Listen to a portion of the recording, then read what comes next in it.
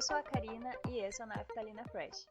Eu começo esse roteiro do programa de hoje ainda muito mexida e com o sentimento do que eu acabei de assistir e senti que precisava vir aqui falar sobre antes de fazer qualquer outra coisa. Hoje é 19 de julho de 2021, eu não sei ainda em que momento que vai estar saindo esse episódio, mas hoje eu assisti o documentário Três Estranhos Idênticos, que está na Netflix desde 2018, e essa informação eu só estou sabendo agora enquanto eu escrevo, mas que eu resolvi assistir e só soube da existência há pouquíssimos dias, quando começou uma movimentação no Twitter falando sobre isso.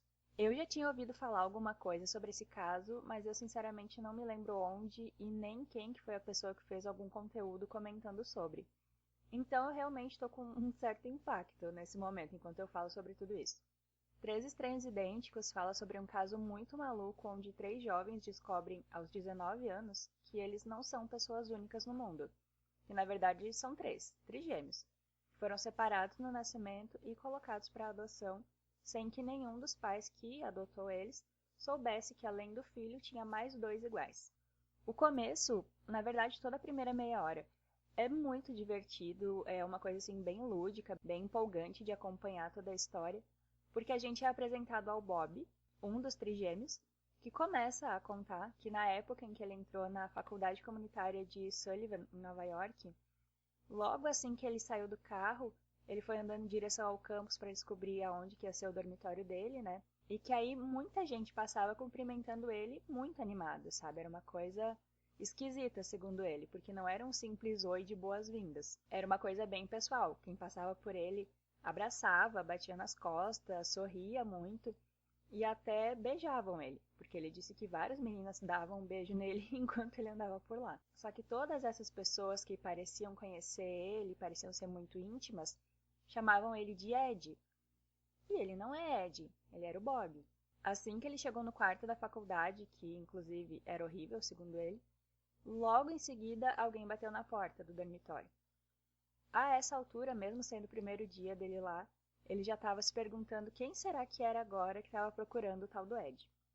Quem estava batendo na porta era o Michael, amigo desse Ed, e que estava em choque olhando para a cara do Bob porque ele sabia que o Ed não ia voltar a estudar. Então, claramente, parado na frente dele era alguém muito parecido, mas não um amigo dele. O Michael diz que a primeira coisa que ele perguntou foi se o Bob era adotado e se ele tinha nascido em 12 de julho.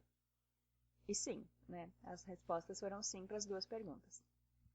No mesmo dia, então, eles saíram de carro a uns 140 por hora em direção à cidade onde o Ed morava. Logo depois de falarem com ele pelo telefone, né, tinha uma cabine perto da faculdade, uma cabine telefônica, e lá eles falaram com o Ed. Nessa hora, inclusive, o Bob diz que era ele, do outro lado da linha. Era a mesma voz. Então ali tu já te via imerso na história dos dois, porque imagina só, né? Tu viver por 19 anos sem saber que tu tinha um irmão gêmeo. Que tinha alguém igual tu vivendo por aí sem que tu soubesse. É uma doideira, né? O Ed e o Bob se encontraram e isso foi, assim, a fofoca do país. O assunto do momento naquela época, porque era uma coisa muito inacreditável. Seria inacreditável até hoje, sinceramente, né? Eles saíram nos jornais, era uma coisa absurda e muito nova, né, de se saber na época. E por sair nos jornais e virar notícia, foi aí que aconteceu outra vez. Se eram trigêmeos, nesse momento a gente é apresentado ao gêmeo número 3, o David. Ele conta que um amigo chegou para ele num dia normal, assim, de aula, com uma cópia do The New York Post, o jornal local. E perguntou se ele estava vendo alguma coisa de familiar na foto que tinha lá naquela página. Era uma foto do Bob e o Ed, em uma das várias matérias sobre os até então gêmeos, né, que tinham sido separados ao nascer. O David obviamente disse que sim, tinha alguma coisa familiar ali, porque os dois eram iguais a ele. Ele conseguiu o número da mãe do Ed, eu não sei como, mas ele conseguiu, e assim que ela atendeu, ele já contou quem que ele era e que tinha visto a foto dos caras. Então ele comenta até que teve a impressão que nessa hora a mãe do Ed derrubou o telefone no chão, coitada. Mas imagina, né? Pensa. Tu é a mãe de um cara. Tu adotou ele e ele sabe, sempre soube que é adotado. Aí ele descobre um irmão gêmeo e pouquíssimo tempo depois tem mais um, igual. Eu não sei o que eu ia fazer, sabe, se fosse comigo essa situação. Como que eu ia reagir e receber essa história. Então esse primeiro terço de tempo do documentário é bem incrível, assim, é muito animado, muito da hora de ver mesmo. Porque conta como que foi esse encontro dos três meninos e de como eles se adoravam. Eles eram apaixonados um pelo outro. E como que eles faziam tudo juntos a partir do momento em que eles se encontraram pela primeira vez. Eles se vestiam igual, descobriram que fumavam a mesma marca de cigarro, todos fizeram luta no mesmo período da escola e eles curtiam o mesmo tipo de garota. Foi um caos, mas um caos muito divertido nesse primeiro momento. Eles iam para todos os programas de TV, divertiam horrores a plateia tentando confundir os apresentadores e até participaram de um filme onde os três ficavam parados, só parados, os três numa parede, olhando passar ninguém menos que a Madonna, bem jovenzinha ainda, saindo do carro e passando por eles para entrar num lugar. Essa cena desse filme aparece pra gente, é bem divertida de olhar. A participação deles no filme, inclusive, só aconteceu porque alguém passou por eles na rua, viu eles lá e gritou: Ei, são os trigêmeos! Participem do nosso filme, por favor! Todo mundo queria eles em algum lugar e todo mundo queria conhecer os três que renderam esse caso. Então a gente é levado por todo um caminho para conhecer o que os três faziam, desde morarem juntos no mesmo apartamento até abrirem o próprio negócio, um restaurante chamado Triplets, que é trigêmeos, né, em inglês. E que lotava toda vez, porque todo mundo ia para lá e queria ser servido por eles e tal. E como eles eram de origem judia, eles transformavam, segundo eles mesmos, tudo numa grande festa com os clientes e virava um bar mitzvah, que é uma comemoração judaica. Os três aproveitavam a vida com essa reviravolta, né? De ter mais dois de ti vivendo ali do teu lado agora. Então eles iam para absolutamente todas as festas da cidade e usavam tudo de droga e bebida que tu pode imaginar. E isso não sou eu que estou dizendo, tá? O Bob e o David realmente falam que naquela época foi o puro sexo, drogas e rock and roll que eles viveram. Mas aí tinha uma questão correndo ao mesmo tempo, que era o fato de que, como assim, colocam para adoção três crianças que nasceram juntas, mas que são adotadas de forma separada, sem que os pais de nenhuma delas tomem conhecimento disso e nada seja falado sobre, né? Aqui começa a outra parte da história. Os 6 pais dos trigêmeos, né, se reuniram e foram até a agência de adoção, onde os meninos foram, enfim, né, adotados. Houve então esse questionamento de por que ninguém foi avisado que eram 3 e não apenas uma criança para cada um dos casais. E que como que eles podiam fazer uma coisa dessas, de separar irmãos e não contar para ninguém. E realmente, não é uma coisa aceitável.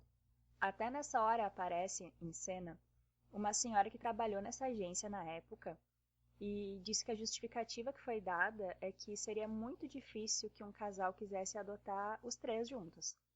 E que então, pelo bem das crianças, foi optado por separarem os irmãos sem avisar as famílias adotantes, para que os 3 pudessem ter a chance de receber um lar e não ser rejeitados, sei lá. Essa funcionária, inclusive, comenta uma coisa que depois de um tempo se encaixa de outra forma nesse documentário, porque ela diz que os pais adotivos devem saber o quanto for razoável. O David diz que o pai dele na época ficou puto e falou que ele e a esposa, se soubessem disso, com certeza adotariam os 3, sem pestanejar.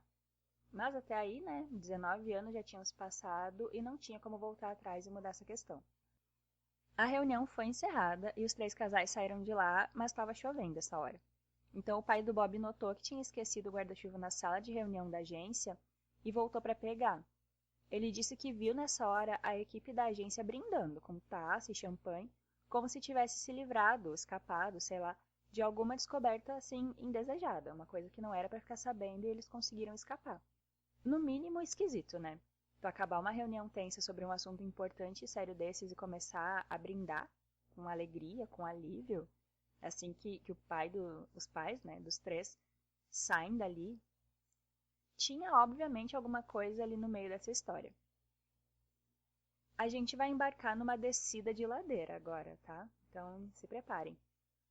A gente conhece o jornalista Lawrence Wright, que nos conta que ali pela década de 1990, ele começou a trabalhar em uma matéria para a New Yorker Magazine, falando sobre gêmeos idênticos que foram separados. Durante as pesquisas dele, ele acabou encontrando um artigo científico bem assustador, assim, chamado de O Estudo Psicanalítico da Criança, sobre uma pesquisa secreta onde gêmeos idênticos eram separados realmente no nascimento e isso unicamente em nome da ciência, para saber no que poderia dar. Todos os bebês envolvidos nessa pesquisa vinham de uma mesma agência de adoção em Nova York. A mesma, obviamente, de onde saíram os trigêmeos. Nessa altura, eu já me via meio indignada e chateada pelos caras que não puderam viver a infância junto dos irmãos gêmeos deles, sabe? Indignada pela maneira bem fria que esse estudo, experimento, sei lá, essa coisa usou a vida das crianças adotadas e também a vida dos pais adotivos, né? Já que ninguém ali sabia de nada. E chateada pela forma como eles mudaram o caminho desses meninos. E que se não fosse por um grande acaso, se não fosse o Michael conhecer o Bob na faculdade e ter um amigo igual a ele, que era o Ed, talvez até hoje os três não tivessem se encontrado e vivido toda a loucura e caos bom e ruim que eles viveram na juventude depois de finalmente se encontrar. E é aí que entra mais um detalhe na história. Por se tratar de um estudo, seria impossível acompanhar o desenvolvimento dessas crianças sem ver de perto, né? E aí, por isso, os filhos da mãe dessa agência de adoção disseram para os pais de cada um dos três que eles tinham um estudo rotineiro para acompanhar crianças adotadas e que aí, por isso, de tempo em tempo, uma equipe ia visitar as casas para fazer alguns testes de QI, de coordenação motora e tal, com as crianças. Era mentira, óbvio, né? Na verdade, era para saber como cada um dos gêmeos se virava e se desenvolvia mesmo em relação aos testes, tendo por base o tipo de criação e de personalidade dessas crianças. Os três meninos foram enviados, digamos assim, para três tipos diferentes de família. Uma mais pobre, com os pais operários, outra mais de classe média e a última mais abastada, como eles falam no documentário, uma família rica. O pai era médico e tal, então eles tinham dinheiro. Então, se sabia, né, ali, que era como se fossem vários ratos de laboratório sendo estudados e analisados para saber se separando essas crianças que nunca se viram, porque foram separadas aos 6 meses de vida, se elas teriam comportamentos parecidos ou totalmente diferentes dos irmãos, tendo por base o ambiente em que essa criança foi criada e as oportunidades, ou a falta delas, que os três viveram. Nesse momento a minha cabeça já estava lotada, porque por uns 2 anos eu fiz faculdade de psicologia e eu vejo totalmente esse estudo sendo abordado numa aula, sabe? Não a execução do experimento em si, sabe? Não os alunos fazendo isso. Mas, assim, sei lá, uma aula falando sobre esse caso, por exemplo, sabe? Porque aqui entram questões de estudo psicológico, claramente, mas entra muito mais a parte ética, ou a falta de ética, né? No que foi feito nesse caso. A pessoa por trás desse estudo maluco era o psiquiatra Peter Neubauer, muito famoso em Nova York, pelo visto. E ele era um refugiado austríaco do Holocausto, o que me deixou ainda mais em choque por saber que ele, que era um sobrevivente de uma coisa tão ruim e horrível, foi capaz de pensar nessa pesquisa, nesse experimento. Depois que o Lawrence, o jornalista, né, publicou essa matéria, outras 2 irmãs gêmeas se encontraram. Elas também foram parte desse experimento e se encontraram só muitos anos depois. Aí já se abre o pensamento de que, imagina só, quantas pessoas podem ter um ou mais irmãos gêmeos por aí e talvez nunca nem fiquem sabendo disso, sabe? Mas, num dado momento do documentário, eu me atentei para uma coisa. Eu percebi, quase na metade do caminho já, que a gente ainda não tinha sido apresentado ao Ed. Quem abria o documentário era o Bob e logo depois vinha o David, o terceiro, né, a descobrir os irmãos. A gente conhecia os familiares, os amigos e até a esposa do Ed e as esposas dos outros 2 também, mas não ele. Nessa hora eu comecei a pensar uma coisa, que tu aí já deve estar começando a pensar também, mas eu preferi esperar que o documentário me contasse o que aconteceu mesmo. Um ponto, entre vários, que me chamou a atenção nisso tudo foi o fato de que acabou se percebendo, mesmo que esse estudo nunca tenha sido publicado, e até hoje não foi, tá? Que é a questão de como muitos dos nossos comportamentos, atitudes e ações são inatas. Elas já vêm com a gente, sem que ninguém nos ensine. A gente já nasce com esse tipo de atitude e de comportamento. Os 3 foram criados em famílias totalmente diferentes, de classes sociais distintas, E mesmo assim, eles tinham gostos e um gestual igual entre eles. Isso para dizer o mínimo. E aí a gente revê cenas de quando os três se encontraram, de quando eles respondiam perguntas nos programas de TV, por exemplo. 19 anos sem se conhecer nem conviver e com preferências idênticas. A senhorinha que trabalhou no escritório desse psiquiatra que conduziu a pesquisa, ela até fala que isso é algo que com certeza nos incomoda, enquanto seres humanos e enquanto a gente pensa ser muito independente, porque é como se ficasse afirmado que a gente não tem tanto controle quanto pensa sobre as nossas decisões e as coisas que gosta ao longo da vida. Muito já está ali dentro da gente, não necessariamente nós escolhemos viver aquilo. Mas aí a gente passa a ver as diferenças entre os três irmãos, que o documentário, por quase 1 hora, vinha nos mostrando o quão iguais eles eram. Eles tinham um restaurante e trabalhar juntos, além de viverem juntos, né, e ficar o tempo inteiro por perto. Trabalhar junto foi o que minou a relação dos três. Eles começaram a ter algumas discordâncias em questões do que era ético ou não no trabalho para cada um, né? E acabaram brigando. O Bob desistiu de continuar lá e foi embora. Ele deixou o Triplets pro Ed e o David. Dos três, o Ed era o mais afetuoso dos irmãos. É o que ficava mais feliz e o que mais se divertia na companhia dos outros dois, que sempre queria todo mundo junto. Ele era bem família e demonstrava o carinho sempre. Então, esse baque e a saída do irmão dele deixou ele quebrado. E isso somado ao fato de que o pai do David faleceu na mesma época, e segundo o próprio David, o pai dele era quem fazia tudo ficar bem entre os trigêmeos. Ele foi o que ficou mais feliz com a descoberta dos irmãos do filho. Ele até falou que agora ele tinha mais 2 filhos também. Então isso mexeu muito com o Ed.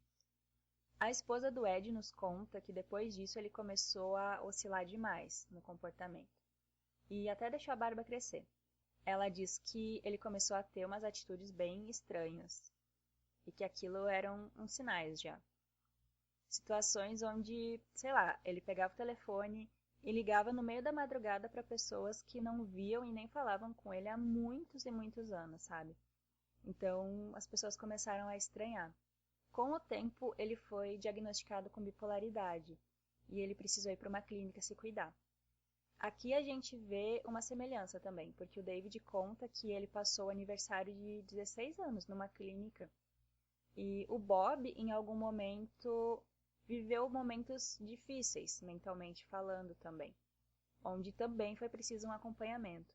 Então, ali, nesse momento, se levantava uma outra questão, que era: será que doenças mentais são hereditárias?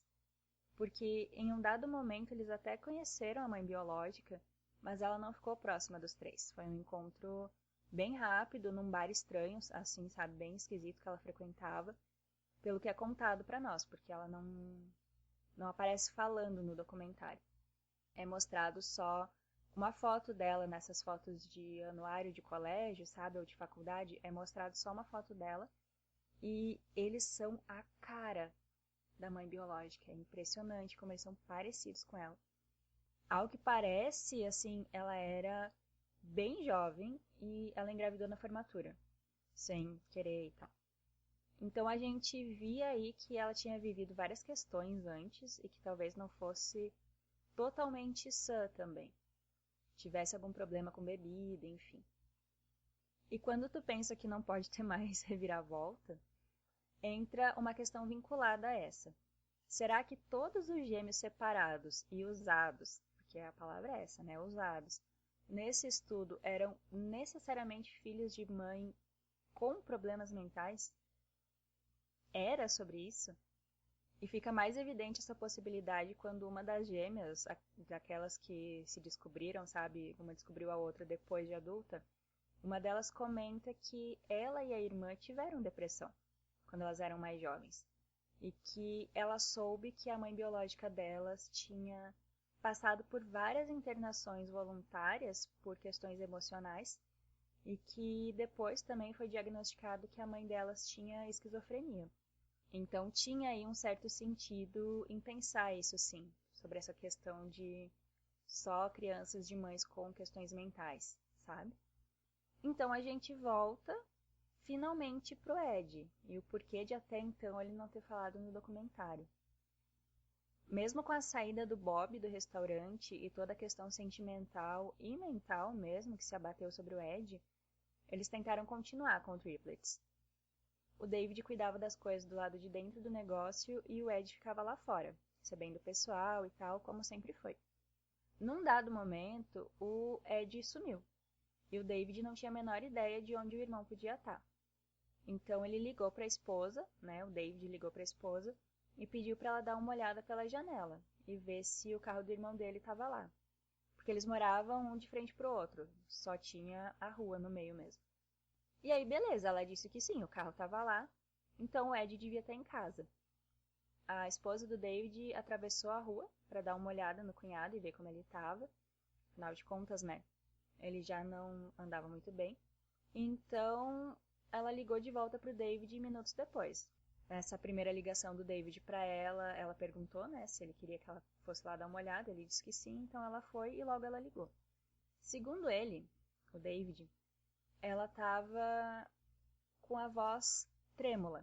A esposa dele estava com a voz trêmula e pedindo para ele, por favor, voltar para casa. A essa altura, vocês já podem imaginar a razão. Ele voltou e a rua já estava cheia de polícia e os policiais não deixaram ele entrar na casa do irmão. Ficavam repetindo que ele não ia querer ver aquilo. O Edward era o nome do Ed, tinha se dado um tiro. E, como a gente já imagina, ele não sobreviveu.